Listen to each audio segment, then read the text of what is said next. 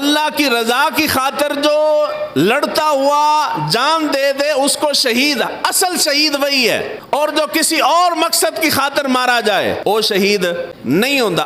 ایک جملہ کہہ کے ذکر حسین کی طرف آ رہا ہوں، شاید آپ کو شہادت سمجھ آ جائے۔ پاکستان میں شہادتیں تھوک کے حساب سے ملتی ہیں، درجنوں کے حساب سے ملتی ہیں۔ ساری زندگی حرام کھایا، کرپشن کر کر کے آخری لمحے کسی کا نشانہ بن گیا، جی شہید فلانا ٹمکانا۔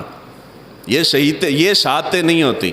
میں پیسے کی خاطر مارا گیا ہوں، میں بھی شہید ہوں۔ جاؤ منصب کی خاطر مارا گیا تو شہید ہے، یہ شہادتیں نہیں ہیں۔ اصل شہید وہ ہے جو اللہ کی رضا کی خاطر، اللہ کی راہ میں دین کی سربلندی کی خاطر لڑتا ہوا مارا جائے، اصل شہید اس کو کہتے ہیں۔ اسی لیے جو ہمارے میڈ ان پاکستان شہید ہیں، یہ مر جاتے ہیں تو دوسرے دن ان کے اپنے بھی بھول جاتے ہیں۔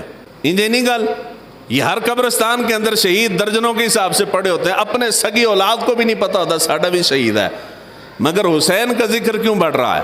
ہم میں سے جتنے لوگ بیٹھے ہیں، شاید ایک آدھ کے علاوہ سادات میں سے کوئی نہیں ہے، ہمارا خاندانی تعلق حسین کے ساتھ خونی کوئی نہیں ہے، ایمانی تعلق ہے۔ اس لیے ایمانی تعلق ہونے کے باوجود دنیا کے اندر سارے حسینی جمع ذکر حسین کر رہے ہیں، اور یہاں خونی تعلق ہونے کے باوجود شہیدوں کو لوگ بھول جاتے ہیں۔